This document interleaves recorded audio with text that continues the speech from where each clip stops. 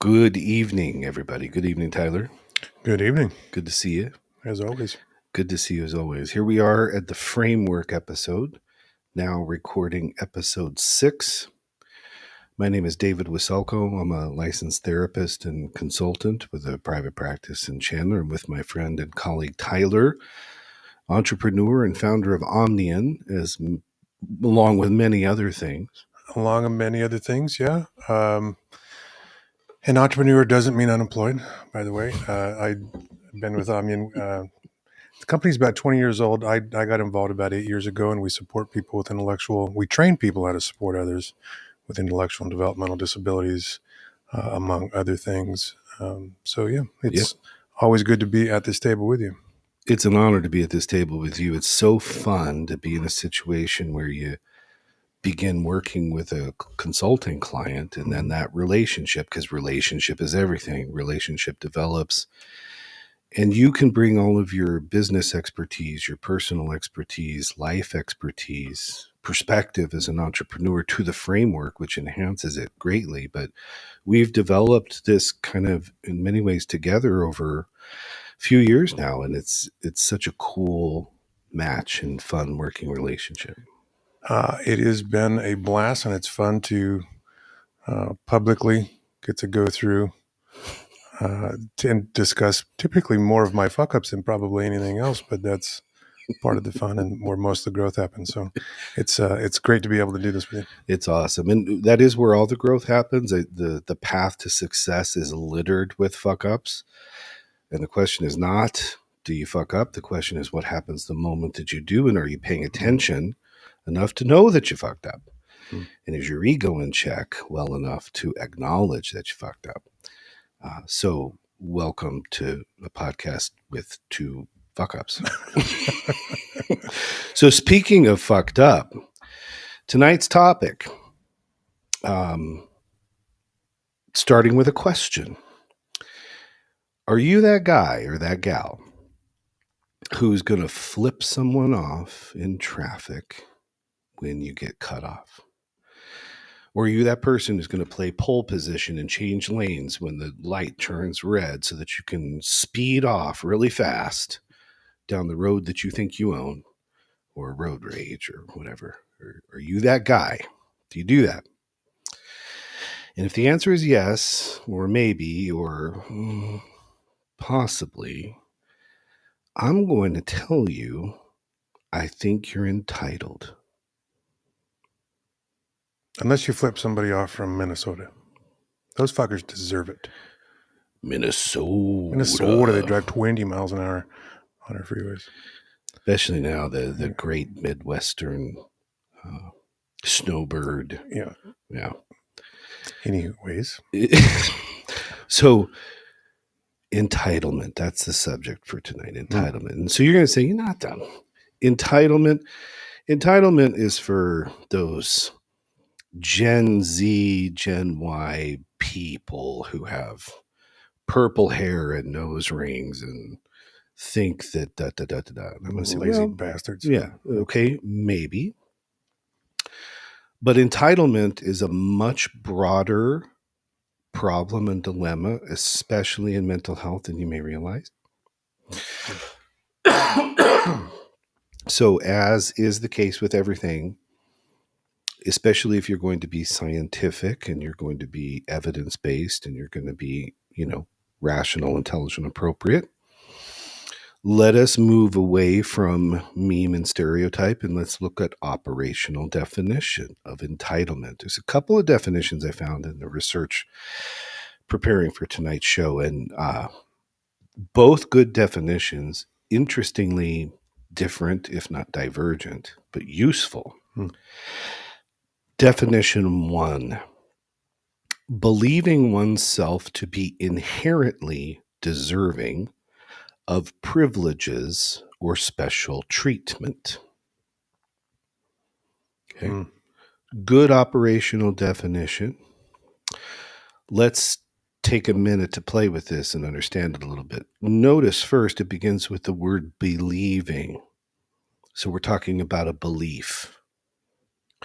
And as we know from our podcast, How you feel is a consequence of what you think and believe.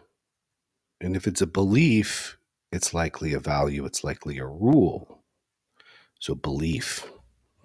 Hmm. To be inherently deserving. That's a fantastic, precise wording that by virtue of being you, you are quote unquote deserving of privileges or special treatment. Looking Hmm. at it this way, I might begin the discussion by saying if you think of or struggle with entitlement, you have almost a condition. Okay, here's another definition. It's appropriate that a couple of white guys are sitting here talking about this too. It's 100% appropriate. Absolutely. Right. Second one, feeling. So that's how the definition starts. Feeling. So if you know me at all, if you listen to the podcast and don't know us at all, I'm already suspicious, right? But Hmm. feeling that you have the right to do or have what you want without having to work for it or deserve it just because of who you are. Hmm. Almost sounds narcissistic from a certain point of view. Hmm. But Merriam Webster and Google are providing us definitions, and these are accurate, appropriate definitions. So, entitlement. It's one of the go to things that many people use as a label to criticize the existence or behaviors of other people. Such an entitled piece of shit, right? Oh, these kids are fucking entitled these days. You know, many of them are. Hmm. But then people react with a little bit of surprise and shock when I say, so are you, or Hmm. so is that idea. So when I see some jackass on the road peeling out, cutting in front of people, flipping people off, losing their shit, going down Pecos, thinking that they're in a race, what's happening there? What's happening with that road rage, that aggressiveness, that anger, right? I think you're seeing someone who's entitled. They think that everybody should get out of their way. They think that the road belongs to them, that the lane belongs to them, that they should be able to get on the phone with whoever times the lights to ensure that they're not ever stopped on their way because they're so important. I mean, why else would you be in a hurry and be so angry and flip people off and get out and out, in and out of traffic or in and out of lanes and not use your damn turn signal and slam on your brakes to, let people know you're not to be messed with, Hmm. or hang a set of pretend bull nuts from your elevated small dick truck or something, right? Or That's a different issue. that's a different issue. So entitlement, this is a really interesting, really tricky thing, but I think from a certain perspective, most people believe and feel that they are entitled to certain things. And I think the question for tonight is, are you, and why? Hmm. What really, if anything, are you entitled to? What is it that makes you or anyone else believe that you're inherently deserving of privileges or special treatment? What makes you feel that you have a right to do or have what you want without having to work for it or deserve it simply because of who you are? Hmm. So before we get too deep in that, your first example about the car and somebody being really angry, is it possible that those are possibly two different? Like when I think of entitlement, my first thought is like the stereotypical Karens or something, like just the fucking attitude and like, how dare you do this with my, whatever it is, as one thing. But I think, is it possible that for a lot of like road rage and shit, I think that, um, is anger, could anger just be a totally separate thing of like, fuck, like I'm so pissed, I just fuck everybody. Maybe I don't deserve special treatment, but fuck everyone else. Well, I think that Is that different I don't. Well, or the sure, same? it's different but related. But I guess Yeah. for me, my point would be, where is the anger coming from? Mm. Why is a person getting so angry in those situations? And I would say that anger, which is an emotion, Mm. is the outcome of a thought or a belief. A person becomes angry because one of their rules is being broken or violated. So if you're angry on the road and you're driving like an angry person or an aggressive person or whatever, Mm. all behaviors goal directed. We're all trying to accomplish something with the behaviors that we select. So, what is it that you believe or feel or think that should be happening on the road? And it's not happening the way you think it should be because people aren't going fast enough, people are in your way, whatever. So then you become angry and you're unable to manage and regulate your emotions like an adult, right? Mm. So then you lose your mind, you flip people off, you pull over, you get out of the car, there's a fist fight, or worse, there's a shooting. And people lose their lives on the side of the road. Mm. We call this road rage. Rage is an extreme form of anger. Where does that all come from? I submit that in part, if not in whole, it's coming from a belief of entitlement. Mm. So, to answer your question more specifically, are they two separate things? Analytically, maybe, but they're interrelated, that one is consequential to the other, one is antecedent to the other. Anything we feel is really a consequence of what we first think or believe. Can you be entitled without being angry? Meaning, so like other examples that I think about is like, uh, a lot of kids and things, they think they want to get a job, but they feel entitled to 25 or $30 an hour or something for flipping hamburgers, right? Is that entitlement not also accompanied with like anger that they're not? Well, I would think in that Uh, example, the you know, anger is a consequence of the belief of entitlement because they think they're entitled to it. They don't get it. mm, They get that reality check. And they're so entitled that they're actually pissed off about that instead mm-hmm, of learning and realizing, oh, I thought of myself as entitlement, and that must have been a distortion of thought or a delusional thought. mm, Because it's a delusional thought, for example, to go to college for 4 years, graduate, and believe that you are deserving of or entitled to a six-figure income right out of the gate. mm, That's entitlement. It's also a cognitive distortion. Now, for some people, that's a reality. If you go to the right university, you get the right degree, you're in the right sector, you have the right connections, whatever, that may mm, happen. But just because that happens to some people doesn't mean everyone is deserving of that. mm, And if we enter this with the belief that we are entitled to that because of who we are, we're a college graduate in this example. mm, The anger is the reaction to what feels like disempowerment because something's supposed to be happening and my God, it's not, and that is not fair. mm. So, in a long enough timeline, I think when we look at virtually anything that we think we're entitled to, my question is, really?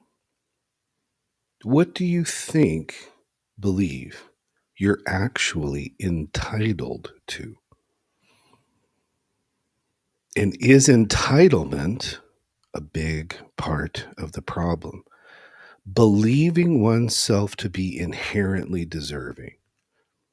So I would ask anybody, what do you think you inherently deserve? What makes you believe that you are deserving of privilege or special treatment? Remember that great line in Fight Club, you're not special? Or what do we hear today when we hear people describing those who they assess are entitled? What do they call them? Snowflakes, right? Okay. What is a snowflake? It is unique, one of a kind, special, right? So it's really interesting because a lot of people will critique or criticize the appearance, the behavior, the ideas, the statements of others and label them or call that entitled. Yet isn't it a position of entitlement to do that very thing? Because who the fuck are you? Is that like like what I'm thinking about as you're talking is how people's identity, sort of the correlation. I did the same thing with anger too, but like the correlation between someone's identity and strong feelings of identity and the correlated entitlement there of some type of identity feature or something that they probably elevate or have a really high value on. And if other people don't see that same fucking value, it pisses them off. Yeah. They feel misunderstood. They feel not heard. They feel not seen because can't you fucking see that I am this? Right. And you're missing it? And you're missing it? Fuck you. Right. Right. Right. That's a good example of where entitlement can take us. And when that example just reminded me of something that I think is way more common than not. And it's pretty well known. If we think about athletes, for example, athletes very often get special treatment or special privileges because of who they are. What's their identity? They're an athlete, right? So that's in some cultures, in some situations, that's a coveted, position. And so if there's a really good athlete, junior high, high school, maybe even up to college, and they've been on the receiving end of special treatments and privileges, they acquire a belief of entitlement. And then when that goes away because they're not as good or they get injured or their athletic competitive life ends for whatever reason, they're so accustomed to not having to wait in line, not having to fill out this form, not having to do that entitlement, that belief that they're special, that they are deserving of unique privilege or special treatment because of who they are, when that goes away, they're really struggling and suffering because the rules got changed, right? So I don't know how that fits in what you were talking about with identity, but well, it's like the expectation, like the extreme expectation of how you should be treated, probably because of some identity characteristic or something. And it almost seems like that's another word for entitlement. Maybe would be some form of expectation. Yeah, right. So I love that. So that would then position me to make an affirmative argument to say that one of the most entitled cohorts are senior citizens. Now that sounds rude or dangerous, but think about it. I'm entitled to a discount.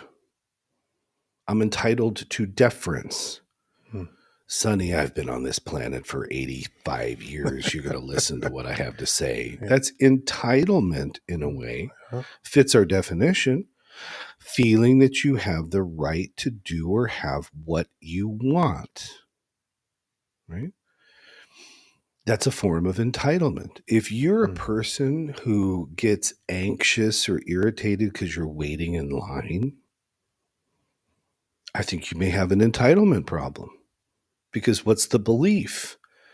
That you're so special you shouldn't have to wait? Or if you have to wait for a table at the restaurant? Mm. Or if somebody comes in and gets seated before you and you've been waiting and you're like, well, wait a minute. Why are they getting this treatment and not me? Mm-hmm. Or in a relationship, you're entitled to sit on the couch while your spouse does the dishes. You're entitled to be on the receiving end of your spouse's chasing of you and initiation of sex and eroticism because what? You're special. You're getting deep now. Quit Yeah, talking about asshole drivers. right. Now you're hitting home a little bit here, Dave. A little bit. And so David. isn't it interesting, right? Mm-hmm. Because the immediate archetype for Mm. entitled is the 17 to 19-year-old purple-haired barista who can't handle college and needs to smoke dope or vape or whatever, and everybody has to make sure that they're not triggered. Get triggered by whole milk. Right. Now, I'm not making fun of anybody with purple hair or who is a barista or has triggers. Don't misunderstand me. That's not what that is. And if you are misunderstanding me already, I think you're fucking entitled, right? Mm-hmm. Joking. Everybody can struggle with this idea of entitlement. And putting it into the framework and utilizing the framework to understand and navigate relationships of all kinds, that's the purpose of this entire thing. How do we empower? How do we equip people with thinking tools, communication tools to understand complex phenomena? Nothing more complex than the human being and the human system, right? Mm-hmm. Entitlement is really a function of rules that have been written or that we wrote. And when we're reacting negatively, exhibiting entitlement, I think what's on exhibition is our emotional protest or negative reaction to the unintended consequences of our entitlement.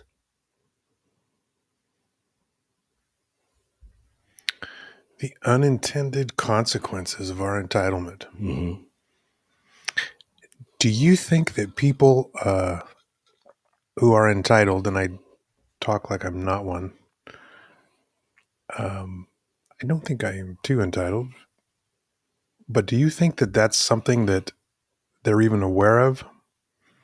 Or it's like you know what I mean? I I'm pretty do. aware of a lot of my flaws, but I don't know that I've met too many entitled people that like fucking know it and they own it. Oh, yeah. It's almost like it's just how things are, Right. how either how they are or just how the world is, you know? Absolutely. I have yet to meet someone who comes up to me and says, I'm a pretty entitled person. And I think that's where my dilemmas are. And I think Mm-hmm. that's why I'm talking about it, because entitlement is one of those things that I hypothesize exists in what I call the blind arena. When we do couples and sex therapy, for example, and we're talking about the rules, but really it works in any therapeutic configuration.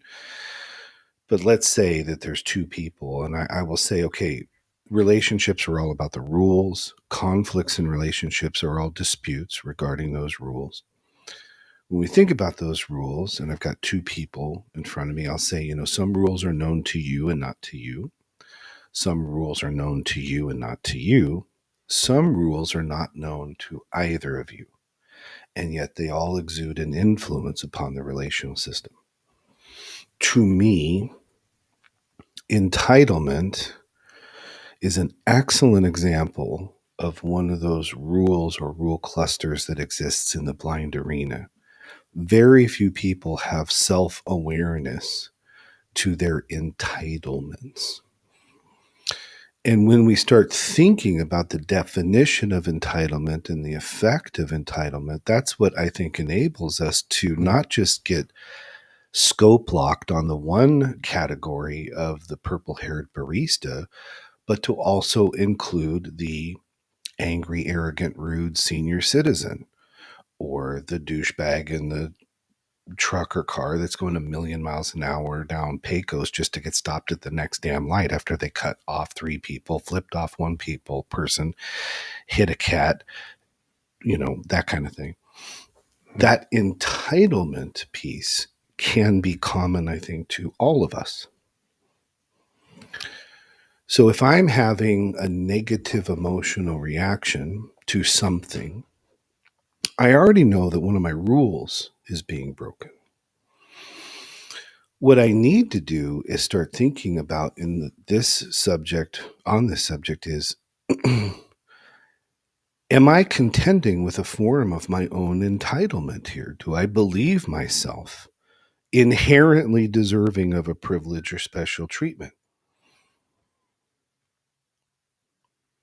Do I think I have a right to do or have what I want simply because I believe I deserve it?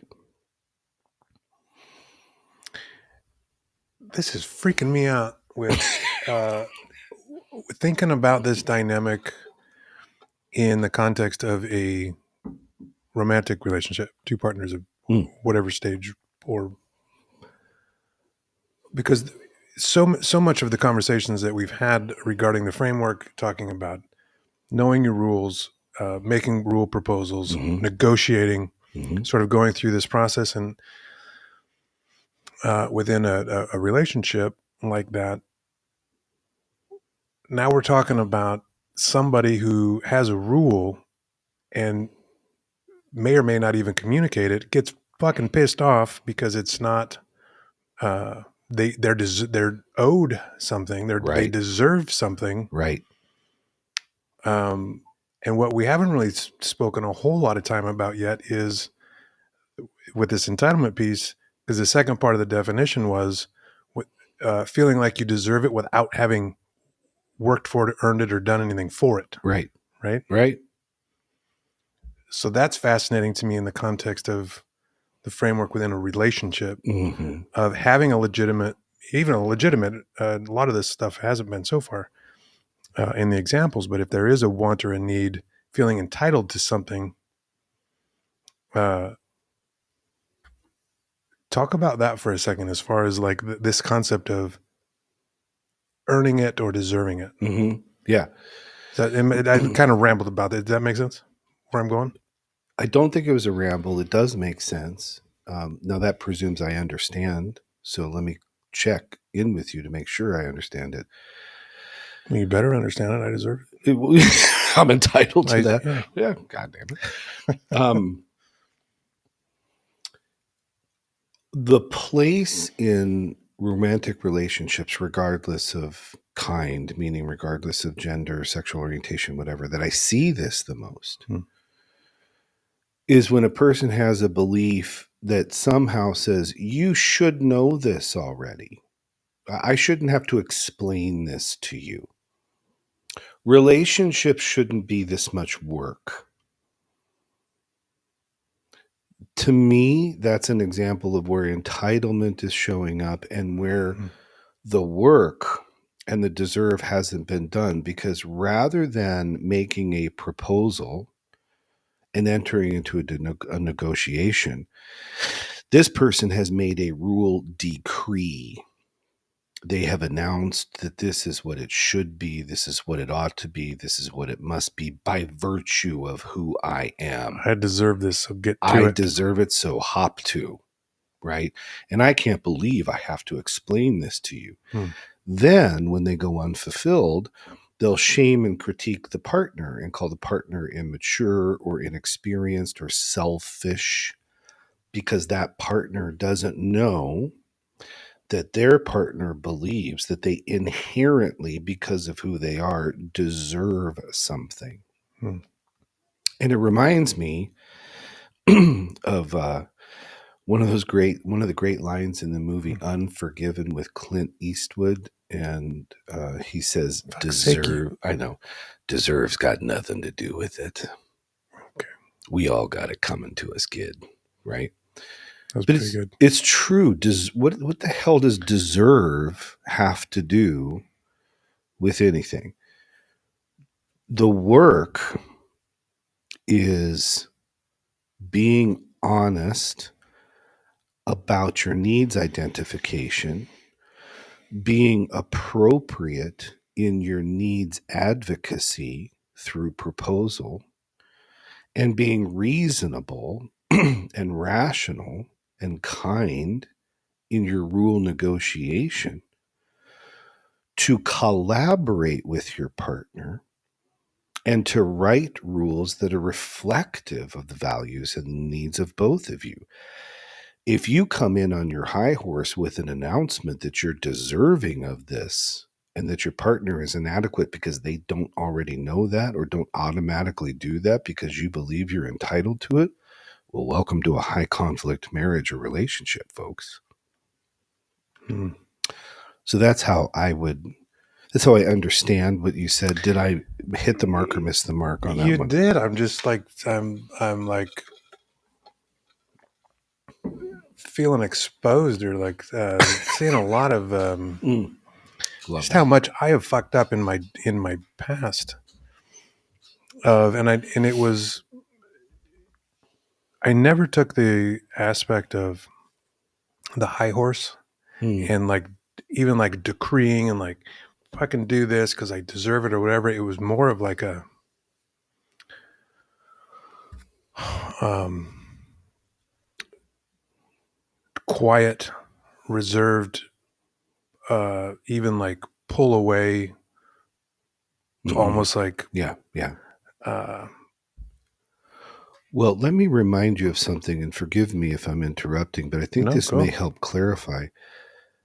You came at this in some ways on some issue areas in the opposite direction, meaning you didn't believe you were deserving of anything. Well, I'm still there mostly, but I think I've taken that to an extreme in a number of ways. Yeah, Yeah, so certainly in the welcome to past. the club. You're going to fit right in, right? We all Mm. take that to the extremes, Mm. right?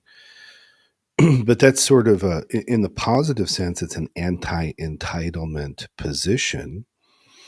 The unintended consequence of that is the suppression of your needs and wants and the belief that you become a burden upon or a pain in the ass if you were to advocate for that or disagree with another person's position on it. Is the opposite then being a victim? Opposite of what? Entitlement. I don't know if it's the opposite because I think that a person who is entitled is very often feeling like a victim. Let me think about Oh, our road rage oh example, yeah, right? yeah. I'm being victimized on the road because people won't get out of my way and they're Mm. not going fast enough and these lights aren't timed appropriately. And so I'm going to do whatever the fuck I want and I'm going to run over people and I'm going to Mm. flip people off and I'm generally going to be a douchebag. And I'm not going to be embarrassed about that. I'm not going to think there's a problem with that. In fact, everyone else has the problem. Mm. Boy, talk about entitled. Mm. And what is that entitled person thinking of themselves as? They're being victimized. Mm. Well, wait, who's victimizing you, dude? Well, you're being victimized because there happen to be other people on the road trying to use it, Mm. right? You set your expectations so high that nobody can reach it, and then you feel Mm, angry because they don't. mm-hmm. Mm-hmm. Right, right. Awesome. Then to make it even more awesome, you shame that Yeah. person, whether it's your partner, whoever, Yeah. for not meeting your expectations. And you tell them they should do that already by virtue of the gift of being in Mm. relationship with you. Really? With no proposal, no negotiation, no nothing. Right, Just exists. right. It's all decree, assumption, Mm. supposition. And that's where we really see things like ego running rampant, right? Fucking ego. Arrogance, all those types of things. Mm-hmm. So one of the big points here is that many people like to talk about how others are so entitled, especially now. And it's really funny because that tends to be a thing that an older or oldish generation likes to say of a younger generation, right? The truth is, I found more entitled people at Del Boca Vista Senior Citizen Living Center than I ever found at working as a barista at 19 years old, busting their hump trying to find a way to make it through. And they happen to like the fact that their hair's purple, right?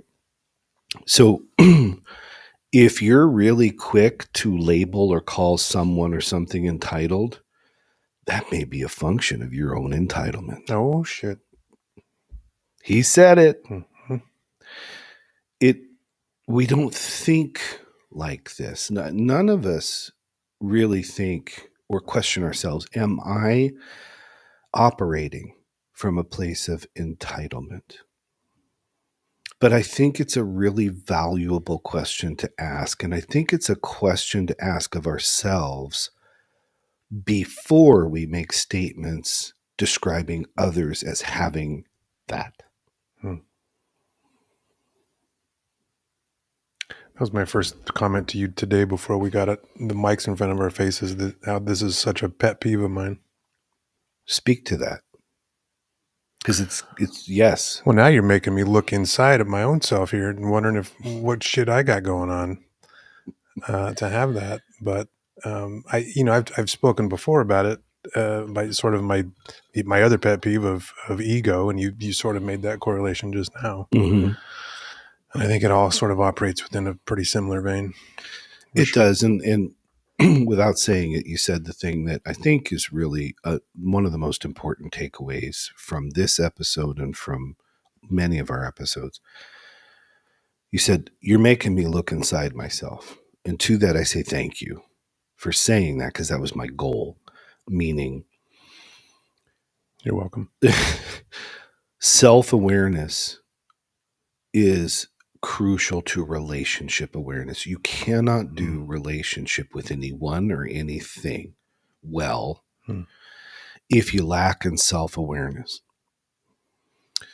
And self-awareness requires us to be honest.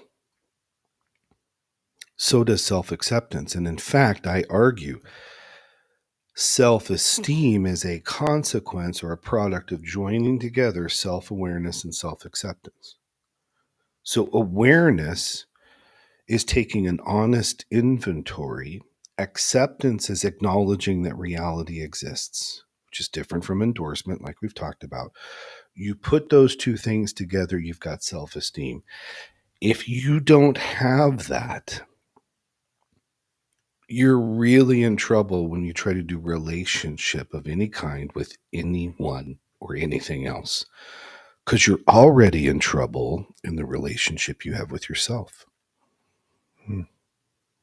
So if you're entitled or you have places of entitlement, I submit to you that what you have on is blinders. You can't see yourself. Because if you believe that you're inherently deserving of privileges or special treatment, your relationship with yourself is already dishonest. What are you inherently deserving of in terms of privilege or special treatment? I'm not sure I know the answer to that, but I think that the answer is probably closer to not much. Mm-hmm. Because if I enter into any relational configuration with that belief, then I'm imposing upon whatever the relationship is a cluster of rules that the other participant in the relationship never participated in negotiating. And I'm basically saying, I'm special. I deserve this. And if you don't give this to me, then you are bad, or this relationship is bad. And to that, I say, I don't think so. I mean, I think what's bad is the idea, Mm, not the person. What's bad is the rule, not the person.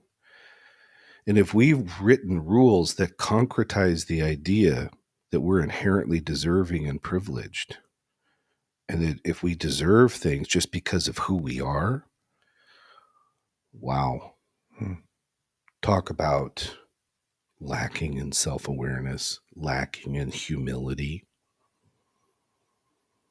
I know I've referenced it before. I don't know why it pops into my mind again, but the attorney Dean Strang, who talks a lot about the mm, importance of the presumption of innocence in his lectures and other mm, things, he says, you know, in the criminal justice system specifically, he says, we suffer from a lack of humility. Prosecutors, judges, cops, defense attorneys, everyone that participates has a chronic, if not shocking, lack of humility. I think it's a wonderful take and critique on things. And I would say that that could be applied to the general human condition. There's a mm. shocking lack of humility, humbleness, and entitlement is the antithesis of humility. If you're entitled to anything, I'm not sure what it is, Mm. but I'm pretty sure it's nowhere near as much or as strong as you believe it to be. You know, it's interesting that um, this conversation, the one that we're having it, because it's my entire career. It's they actually call the field that I'm in entitlement services. Mm. Mm. Um, and I do think it's probably uh, my responsibility anyway to call out that I think a lot of what we're talking about it's great. I think we're right on with the point. But I do feel some obligation to sort. There are some human rights out there that Mm-hmm. we probably do take for granted that some people don't. Mm-hmm. That would be a bit outside of this. Probably where we're going with this conversation anyway. Mm-hmm. Um, I think that for instance, I've spent it's so on my mind right now. I spent the last couple of years working on a program. I think I've mentioned it before about helping to hopefully affect some policy regarding the use of restraints Mm-hmm. for people with disabilities, Mm-hmm. restraints and seclusion, Mm-hmm. and the fact that it's such a big thing of the government and the system really to struggle so deeply with honoring the rights that people with disabilities have for something as simple as privacy, Mm-hmm. dignity, Mm-hmm. and the right to be free of coercion and restraint. And so there are some rights out there that people I think do inherently have Yep. from a human rights standpoint. And I feel like Yes. we do need to call that out. A lot of this other bullshit we're talking about is, I think, a bit in a different vein. But um, So to yeah, that, yeah. love every bit of that. I would say, okay, where do I smell the bullshit? Hmm, Where's the entitlement? hmm, Fewer things are more entitled than government. hmm, And so I would say the entitlement in that equation is the people who believe they're entitled to decree that restraints are okay, hmm, that you manage people with disabilities this way. That is an entitled opinion, and it yeah. doesn't respect or acknowledge the humanness on the other side of that you just spoke to so eloquently. So to me, entitlement is very much a part of that discussion too. It's Hmm, just that who's in possession of the entitlement that we're speaking of? hmm. The bureaucrats. Well, and even a lot of times the people providing services, right? If you're Mm-hmm. somebody using restraints on someone, Mm-hmm. the data actually shows that oftentimes that's being done in response to someone violating what that person felt entitled to, Right. right? Right. So, So entitlement is there and it's problematic. It's just not where you think it right, is, right. which is exactly how this podcast opened. We think that Mm, entitlement exists amongst this younger generation who, you know, imagine it doesn't take long to assemble the list of the indictment against them, that they're bubble wrapped, that they're nerfed, that they can't handle anything, there's no resilience. And, mm, there's a lot of truth to those statements, but it's also not true.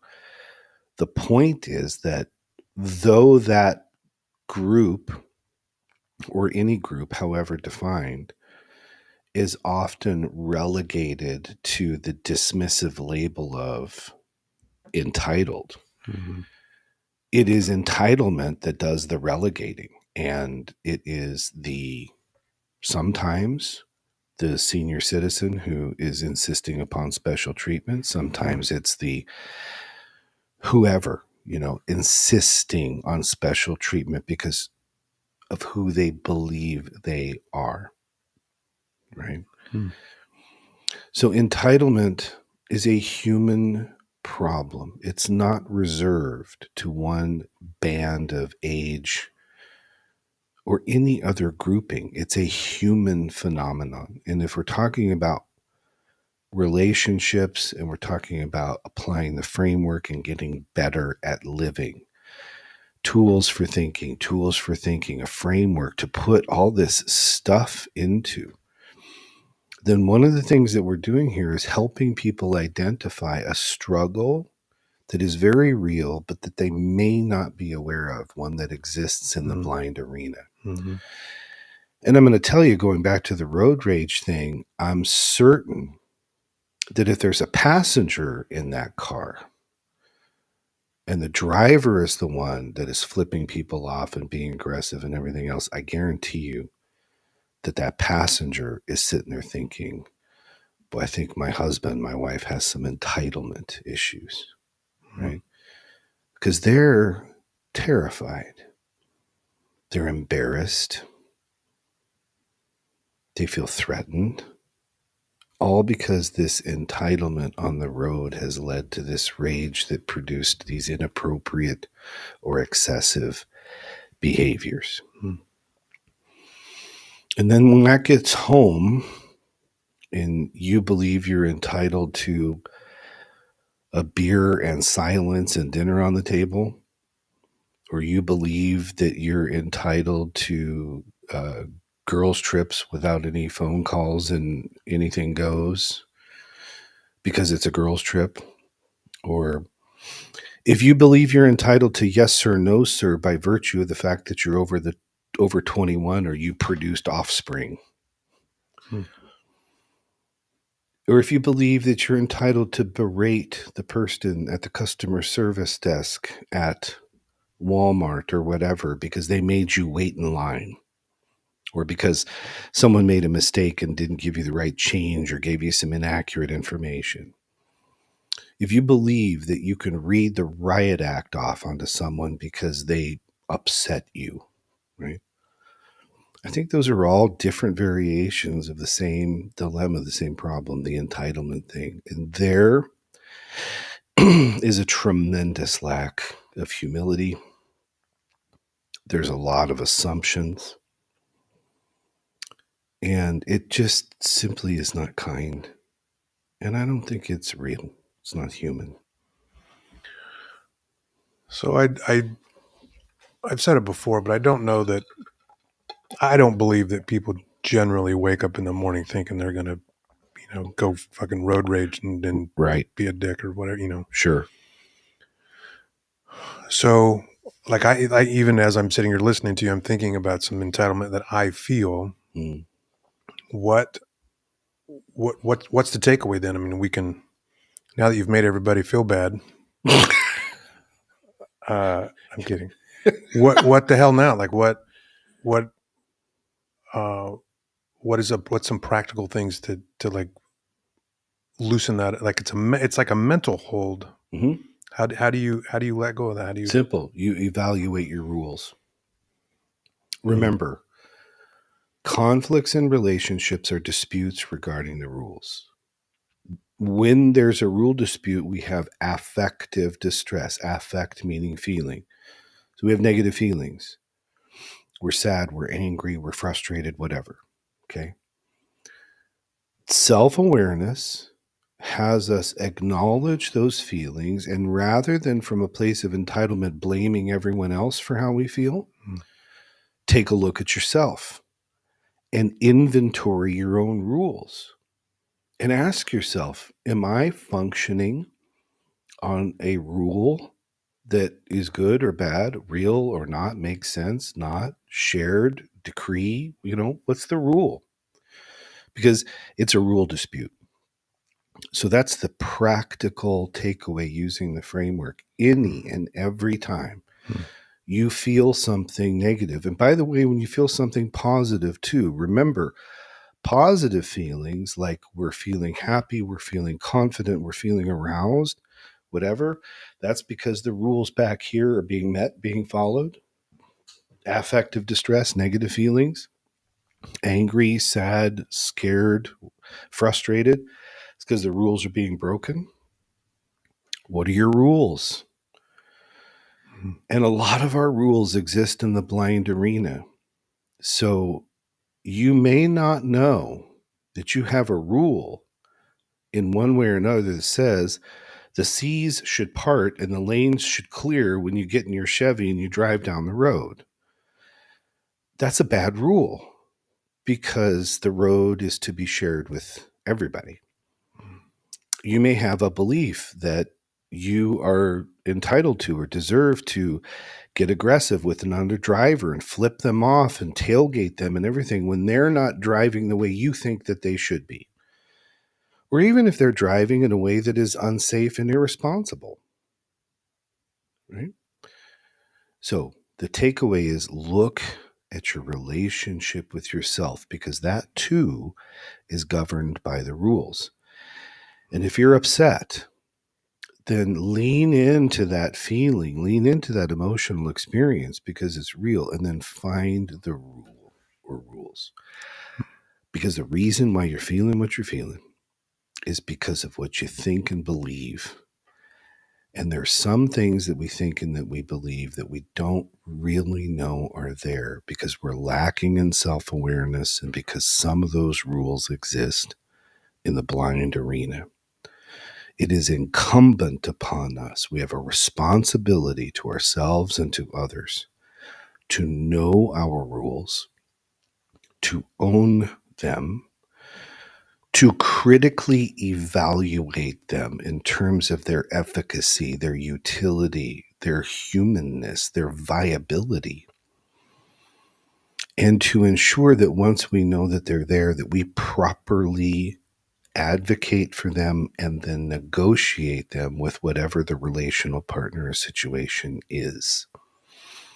That's how we manage that. Entitlement casts a shadow over that entire process. And it leads to the assumption that everybody else should follow our rules without us having any responsibility in explaining what they are. That's ego. That's arrogance. That's ignorance. It's a bad way to do relationship of any kind. It really does always come back to the rules, doesn't it? Yeah, it does. Because what are our rules? They are our values, needs, wants, desires, fantasies, preferences. It all comes back to the rules. And if those rules are written from a place of prohibitive thinking, if our why is prohibitive, we already know we got bad rules. Fruit from the poisonous tree. But yes, it all comes down to the rules. You got to know what the rules are to play the game. And if you don't know your own rules, you're going to have a hard time. And if you don't know your own rules, there is no way in hell that your partner, that your friend, that your colleague, that your boss, that whatever is going to know what they are. And if you sit back and believe that they should know, and you're lazy and you don't let them know, and then you punish them for not knowing, now we got a high conflict relationship. Yeah. Well, and even if you tell them, even if you once you understand it, or once you communicate to them, it seems like it's still unfair just to expect it Mm-hmm. immediately just because you told them. Mm-hmm. Right. Right. Right. Because that's the consistent with our definition, without having to work for it or deserve it just because of who you are, who you think you are. Yeah. Relationships are work, and that's not a bad thing. When I hear people say a relationship shouldn't be this much work, I say there's entitlement and laziness. Yeah. Relationships are work. And by the way, you don't deserve anything. You don't deserve the benefits of a beautiful, wonderful, functional relationship without putting in the work. Just like you don't deserve a 6-figure salary or more without putting in the work. You earn, not deserve. You Hmm. earn a healthy relationship with yourself and with others. Hmm. That's honest. That's real. That's solution focused. If you think that you're deserving of a wonderful relationship without working, I got news for you. You're going to be an unhappy, dissatisfied, pretty miserable person until you change that thinking, that belief. And if you're sitting there wishing for the universe to send you someone that finally gets you, you're going to be in for a long wait, because they won't get you until you get yourself.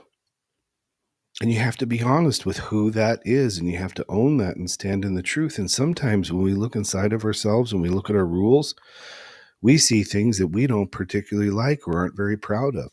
And there's the growth. There's the pain and the suffering and the growth that comes from being humble. Humbling ourselves to realize that we've got spaces where we struggle with entitlement. All of us do. That's a function of bad rules, maybe a function of prohibitive thinking. But if you're not honest about that and you don't acknowledge that, then we're in trouble right from the very beginning. Hmm. And if you think that everyone else is supposed to take care of you and manage you and tolerate you when you're out of control on the road or at home or at the dinner table or at the conference room, you're delusional. You may even be abusive. You know, if you're that Hmm. boss who loses his shit in the conference room simply because you're not happy, you're abusive. And it's not everyone else's job to make sure you don't lose your mind. It's not everyone else's job to meet all of your needs so that you can call them a good worker and not yell at them or berate them or humiliate them. That's Hmm. entitlement, Hmm. big time. And that's ego out of control Hmm. and an utter lack of humility. Go ahead. Yeah. No, you're laying some shit. I don't have a lot to say. There's a lot in that, and I think there's so much of this outside of the pissed off driver. Yes. That's the black and white, almost stereotypical version of this. But Sure. fuck's sake, this goes. It's it's all over. It really is. And it goes beyond that. And that's why it's a wonderful sort of heuristic to start with something humorous, Yeah. funny, provocative, because we can all relate to it. We've Mm-hmm. all seen that guy, but the truth is, we've also all probably been that guy or Mm-hmm. gal at Mm-hmm. times. And it's a wonderful point of entry to get into something that most people would deny that they struggle with. Mm-hmm. And most people would likely be offended if they were told that they're entitled or they're struggling with entitlement. Mm-hmm.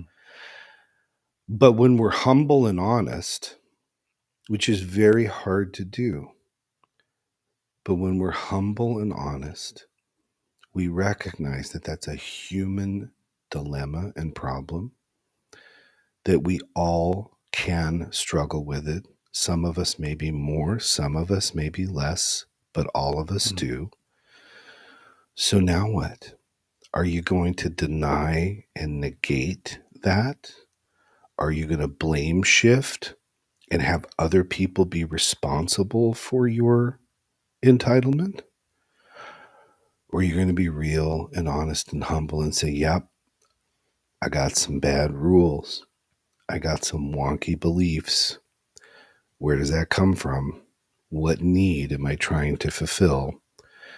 And do the self awareness, because that is what we leverage into relationship awareness for healthy, functional, adaptive, sustainable, satisfying relationships. I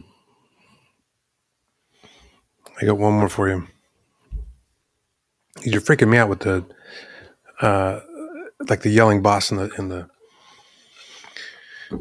conference room and things, and I'm thinking through how many or how common it is for, because right now that we spent the whole time talking about the expectation or the feeling of deserving something without having worked for it, right? Mm-hmm. So you can still flip that, because now if you talk about, say, an employer or a boss who is paying his employees, Mm-hmm. who might think, well, I'm paying them, Mm-hmm. but there's this unrealistic or this exceptional expectation that they Mm-hmm. put on people, and I think there's probably the same, almost like a uh, I don't even know the word, misclassification or something of like, well, I am working for it a little bit. So you have this expectation that you deserve so much more. I'm going to give you minimum wage. Of course, you're going to work 100-hour weeks or something, right? And I think that that's probably just as common as not is anything else. Yeah. Well, I have a response to that. And I agree with Marriage it. too, and parents too. Hell yeah. Right. In that situation with the boss in the conference room who has that belief, the entitlement, I think, that's there is the boss thinking, because I employ you, I'm entitled to respect. Yeah, But I see that all the time. oh, I hope to God I'm not that guy, but I see that all the time. exactly. I see it everywhere too. Yeah. And that's a form of entitlement, because the real question is, what are you doing in terms of how you're working as a boss to foster engagement Yeah. and teamwork and collaboration and leadership? If you're sitting there on your asshole thinking that you're deserving of all this respect simply because you hired someone and pay them a wage to do a job, that's not leadership. Mm-hmm. That's not management. That's entitlement. And you then further think that people should be grateful to you because you gave them a job? Mm-hmm. Well, certainly we would be grateful for gainful employment. Yeah. But nobody owes you anything besides the fact that, if you're employed and there's expectations, then you meet or exceed those expectations. And if you're struggling or failing, you get feedback on that, you work hard, you correct it, all those types of Mm-hmm. things. But if you're that boss who thinks that your job ends the moment that you hire someone and everyone else has to please you and satisfy you, you're entitled. Yeah. And if you then berate them, shame them, humiliate them, abuse them, all that, I'm sorry, that just makes you an asshole. Yeah.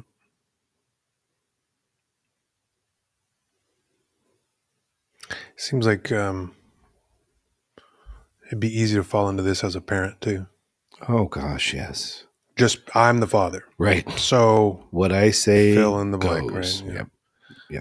Um, And what is that, by mm, the way? That's not relationship, that's mm-mm. decree. Yeah. Yes, you're the mother or the father. Yes, respect should be a part of any healthy, functioning relationship. But by virtue of your title alone, What do you think that entitles you to? And is it a function of entitlement? Maybe, maybe not. That's for each person to decide on their own using their own value structure, right? Mhm.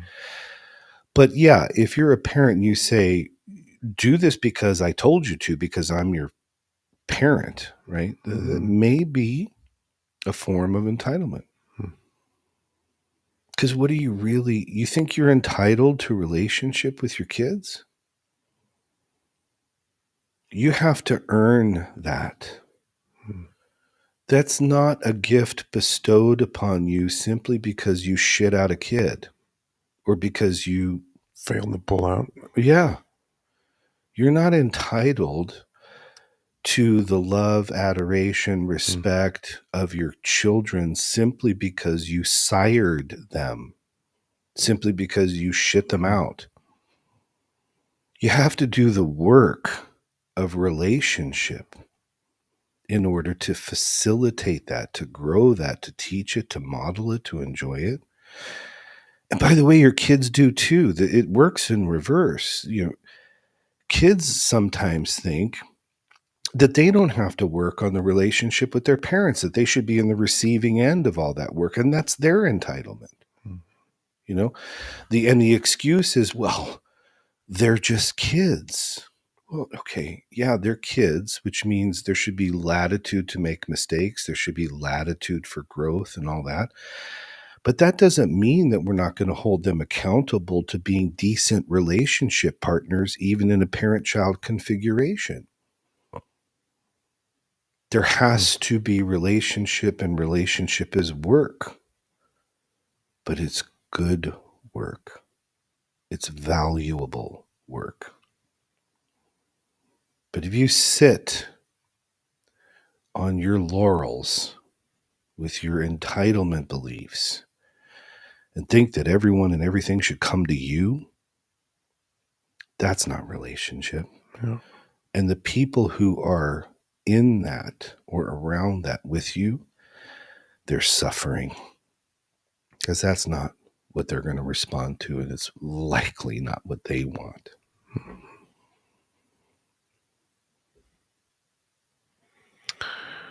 One more time, some good shit over there, Some good David. shit. Thank you. Thank you. Good podcast. Here's what I love about this topic, not to be redundant, but this is one of those problems that most people don't know is a problem. And most people would deny Hmm. as a problem. And most people think is a problem somebody else struggles with. Hmm. And the takeaway here today is this is a problem we all struggle with. And our task is to try and seek an understanding of the how and the why that we struggle with it. And to be honest about that. And to remember that a good rule for any relationship is humility. Be humble. You don't know everything. You're not good at everything. I don't know what you're deserving of by virtue of who you are. But what I do know is that if you're honest and you're real and you're humble, you're not going to suffer from the entitlement thing as much. Hmm. And the people you love and like, and the people who love and like you are not going to suffer as much either. So check your ego at the door, grab some humility, and ask yourself, is what I just did, is what I just said evidence of any form of entitlement that I may possess? If so, I got a rule or some rules in there that I need to think about renegotiating with myself or renegotiating with whomever. And that's the takeaway from today, that problems sometimes exist even when we didn't know they were there. Hmm. And entitlement is one of the most common examples, tricky, slippery examples of that. I will say to you to wrap this up, in having these conversations with you for the last 6 years, one of the things that I've realized is it can be easy to get kind of down on myself when like shit like this sort of comes to light, or I start to realize different ways that I've been unintentionally, not either behaving or operating like I want. It can be easy to kind of get down on myself. One of the things I've realized is every single time that something like, something has come up it's exposed itself through these conversations, Mm. I have found that it's always an opportunity to use that very thing and turn it into good, Mm-hmm. but to turn it into every time it's turned into so much good that I can't even say that I'm glad that it didn't happen. Mm-hmm. You know what I mean? I do know what you mean. I'm a better man for it, Mm. uh, because it's been handled well. Mm. And Yeah. anyway, just want to throw that because I know it's easy to sort of get down on yourself when you start to realize some shit about yourself. It is so But it's easy. always an opportunity to really be even better. That's right. And the reason why it's always an opportunity to be even better is because it's a choice. Yeah. And it is easy to get down. And I will tell you, I fuck up every day. Yeah. Every day. And I fuck up in places I've where seen you drive too. So. yeah. I mean, and in places where I'm really wanting to be intentional, Mm-hmm. whether, it's a missed opportunity with a client, whether it's a missed opportunity with the love of my life or with a friend or a missed opportunity anywhere. I fuck up every day. But I think the reason why we can see those as opportunities is not because we're polishing turds, but because we're applying humility. Mm-hmm. Because when you're humble, you learn that the path to success is littered with fuck ups. And the truth is, it's not the fuck up that matters. It's what you do the moment you recognize that you did fuck up. Mm-hmm. And if you're entitled, you're not going to see that you did fuck up, let alone that there's an opportunity to do something about that. Mm-hmm. So, to your point, the opportunity is always there. The opportunity is a choice. And if you're humble enough to realize that you are going to make a lot of mistakes, but then apply these lessons in this framework, then those mistakes become opportunities for growth. Growth does come with pain. Change comes with pain. But those things produce positive results and better lives and better relational experiences. So don't get caught Yeah. up in your fuck ups, right? Because they're going to happen. Yeah. And they're going to happen a lot more if you're doing entitlement. But get caught up in the idea, the belief that if you're paying attention, there's always opportunity and we can get better and we can grow. And if we do that with humility and honesty, that's how you do that. Love it. Love it. So have a great night, everybody. Thank you, Tyler, for another really great discussion, as always is the case with you. This is a total blast. It's a privilege to do it. Ditto. Yeah. Yep. All right. Good night, everybody. Good night.